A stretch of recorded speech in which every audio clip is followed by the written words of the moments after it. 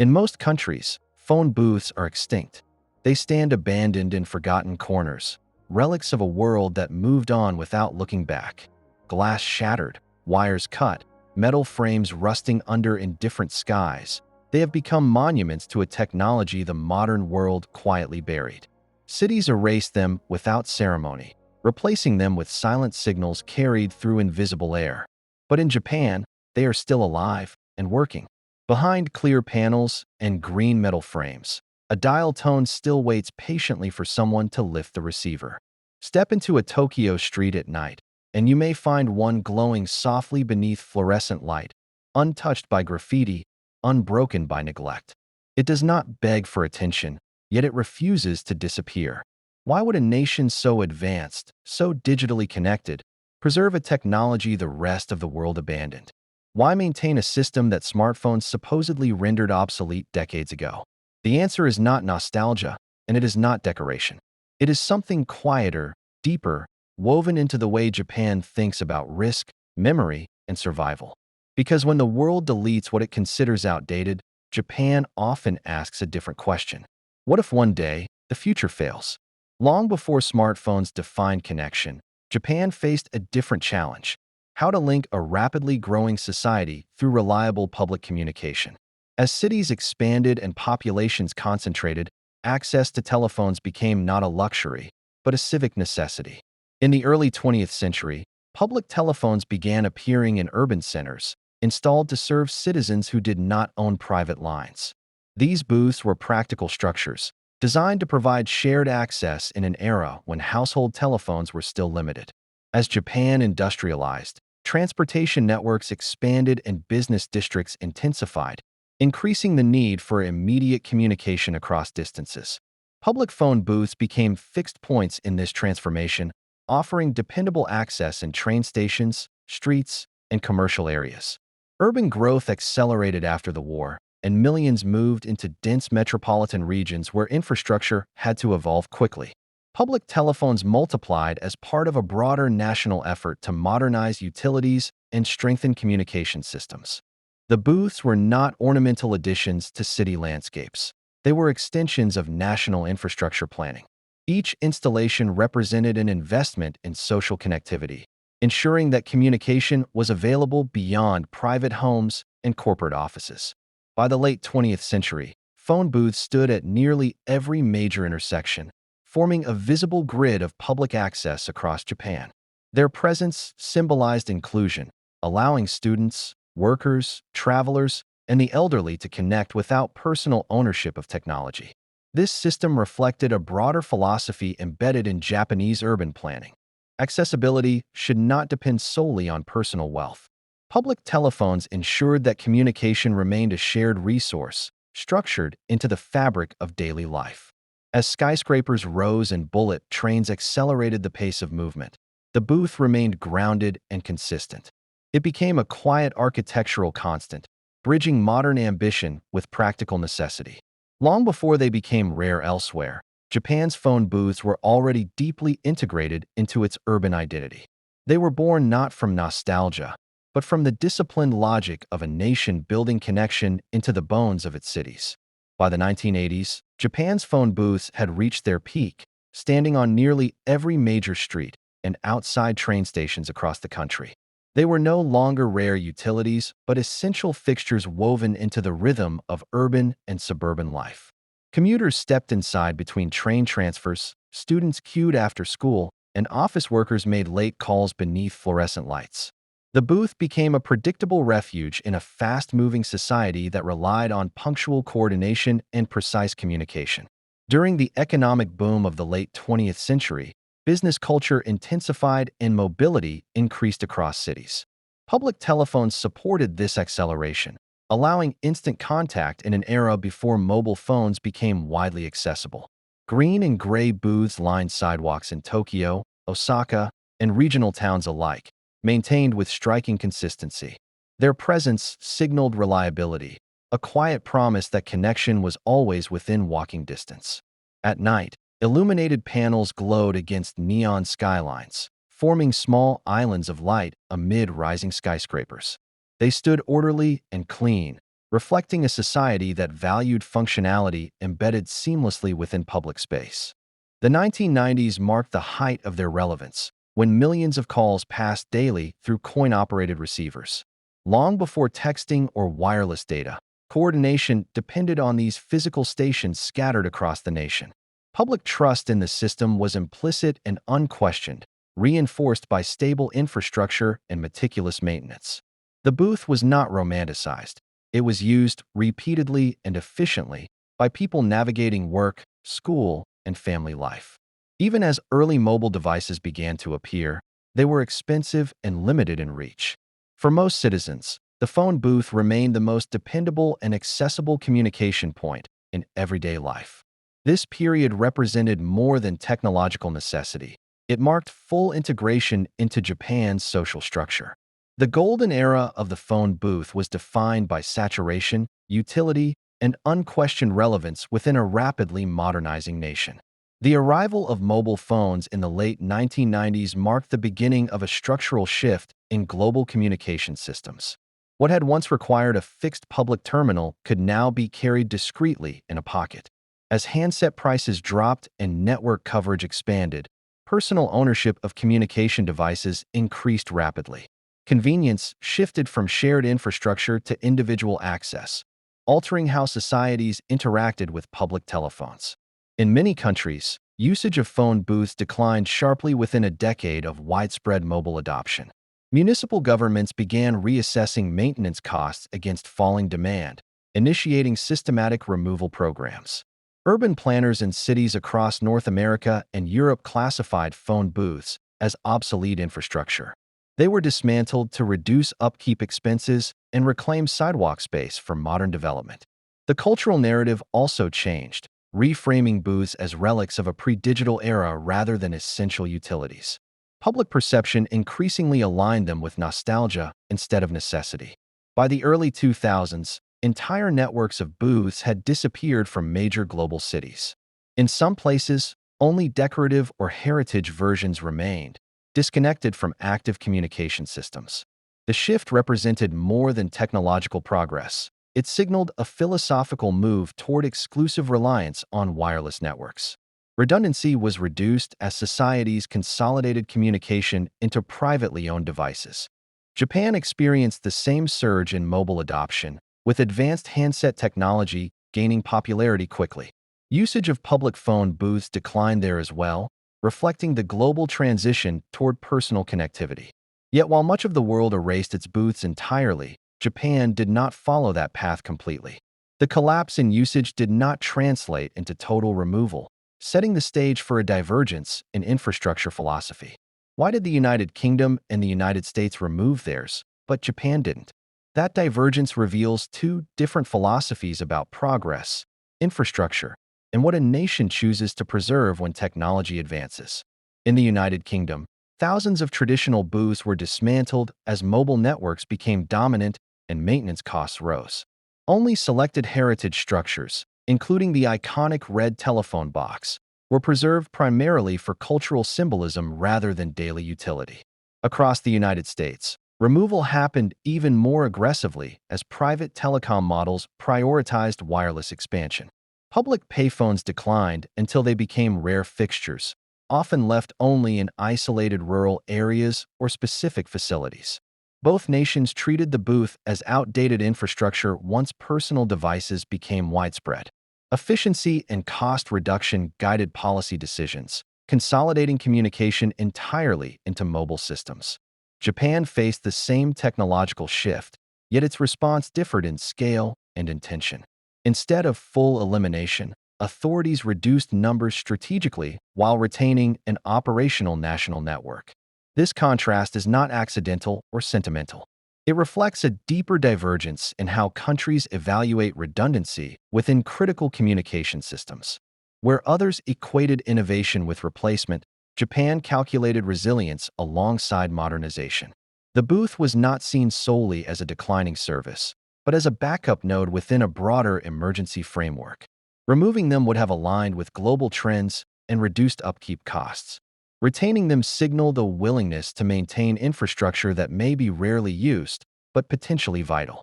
The question, then is no longer about nostalgia. It becomes about risk management, disaster memory, and why one nation decided that disappearance was not an acceptable option. Japan sits on one of the most seismically active zones on Earth, where major earthquakes are not distant possibilities but recurring realities. Infrastructure planning therefore assumes disruption, designing systems that can function when primary networks suddenly fail. When large earthquakes strike, mobile networks often become overloaded or temporarily disabled due to power outages and signal congestion. In those critical moments, landline-based public phone booths can remain operational, providing stable communication channels when wireless systems falter.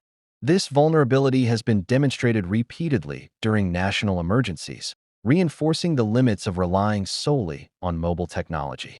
Network congestion during crises reveals how quickly convenience can collapse under sudden, collective demand. Public phone booths in Japan are integrated into disaster response frameworks rather than treated as decorative remnants. Many are prioritized for emergency use and supported by backup power systems to increase operational reliability.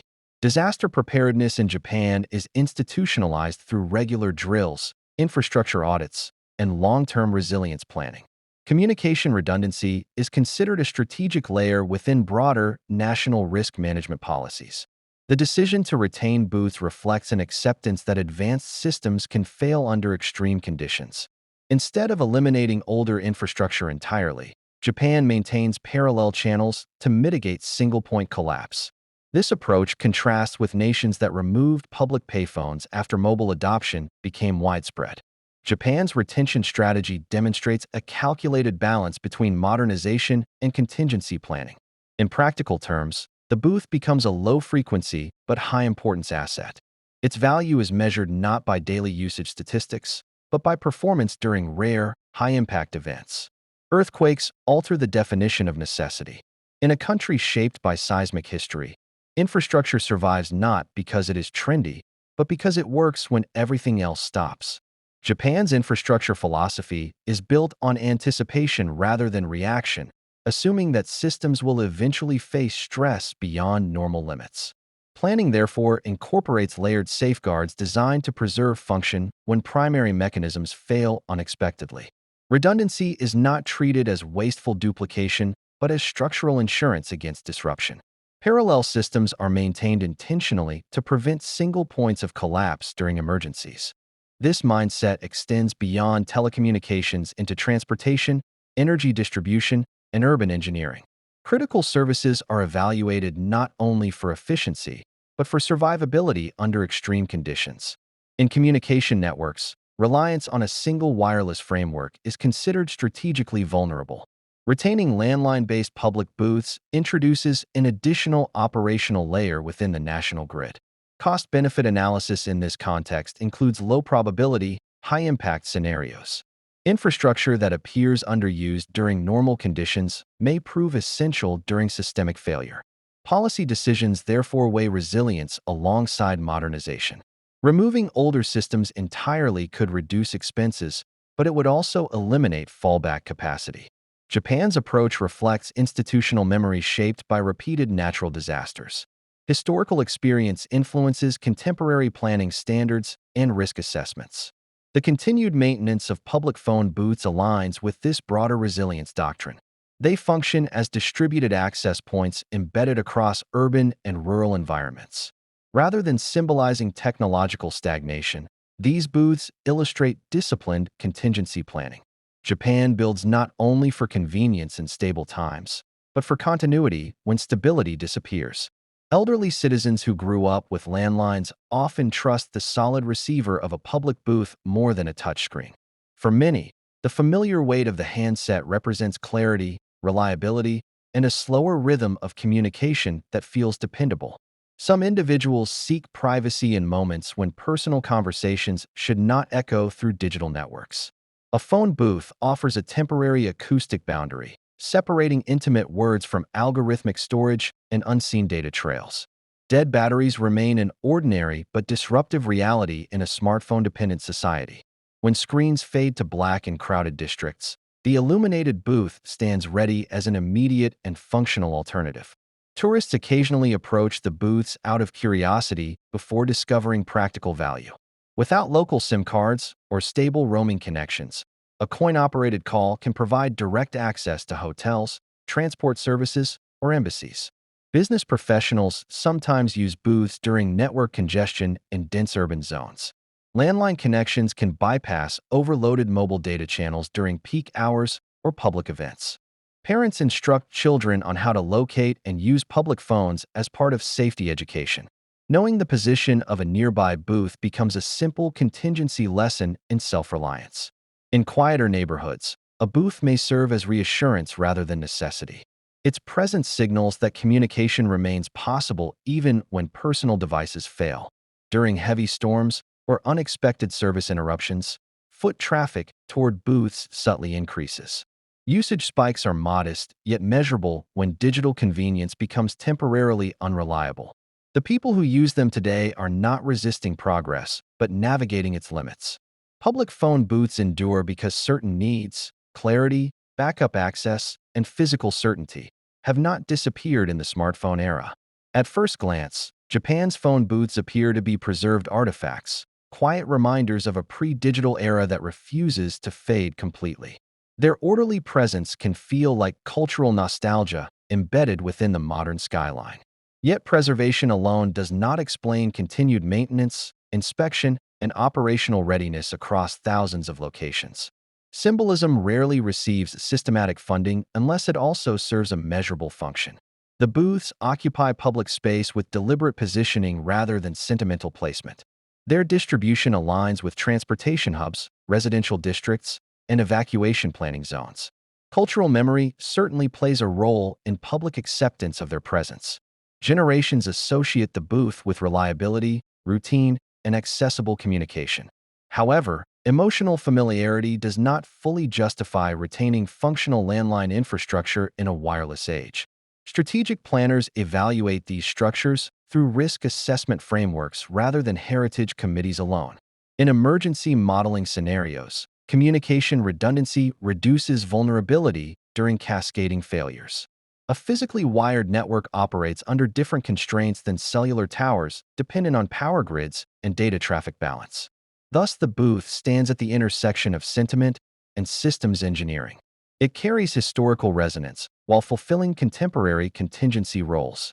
Nations often remove outdated tools once efficiency metrics decline beyond acceptable thresholds. Japan instead applies a layered evaluation process that considers rare but severe disruption events. The question is therefore not whether the booth is symbolic or strategic. It is whether Japan intentionally designed it to be both at the same time. In Japan, progress does not always mean erasing the past to make room for the future. It often means layering innovation on top of existing foundations, preserving what still works beneath the surface of rapid change. The continued presence of phone booths reflects a mindset that values continuity over abrupt replacement.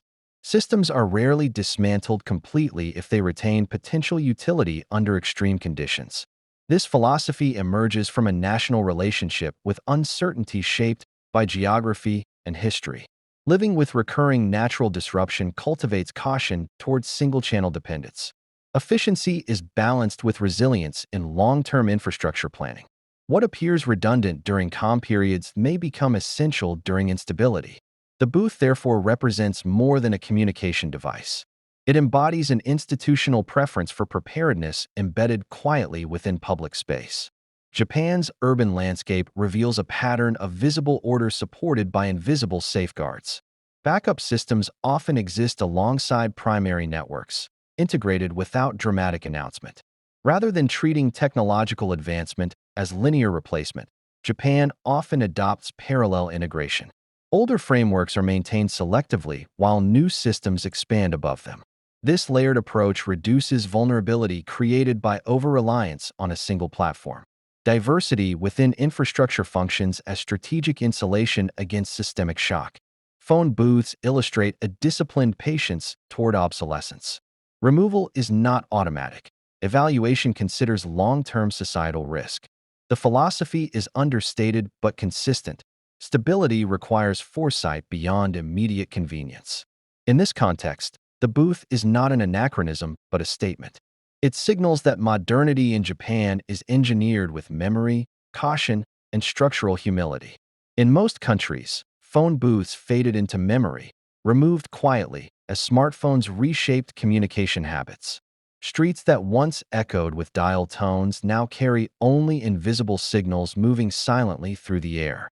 Japan made a different calculation when the same technological wave arrived. Instead of complete erasure, it chose selective retention within a system designed for continuity. If the world deletes something, but Japan keeps it, there is always a reason.